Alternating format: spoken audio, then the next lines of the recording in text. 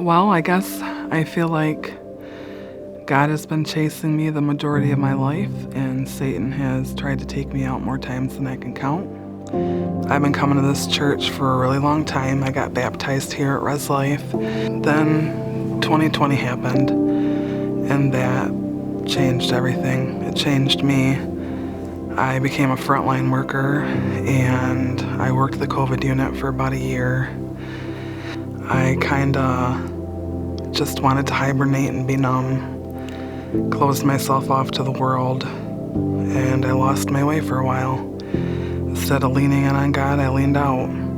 I remember going through my divorce when I went to Res Life. I had went up for prayer to the prayer group after a Sunday service, and my husband had taken all the money out of the bank and fled the state with his ex-wife. So Stan and Ann Myers prayed for me. I told them my situation, and they told me that God had it already figured out, that he had something planned for me, and to have faith, stand on it, and wait for God. That still small voice was getting louder and more persistent, and I finally had to say, "Yes, Lord, I surrender," and I rededicated my life to Christ. My boyfriend at the time got saved. My 12-year-old daughter got saved. John and Veda got baptized together on the same day. I didn't know at the time, but John had been praying that if I was meant to be his wife, that I would ask him, because he had already asked me a few times and I said no. I was praying to God that if he was meant to be my husband, God would make it clear to me. The love in my heart for this man grew until I was busting at the seams, and the day he got baptized, I asked him to marry me.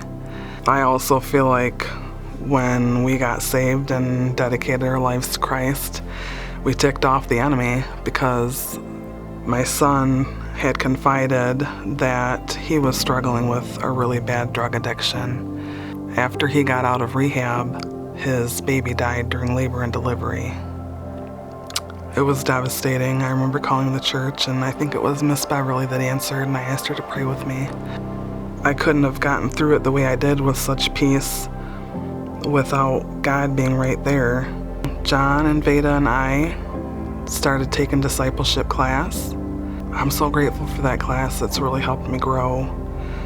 It's not only helped me grow, but it's helped me recognize the enemy and his voice and his tactics and his lies.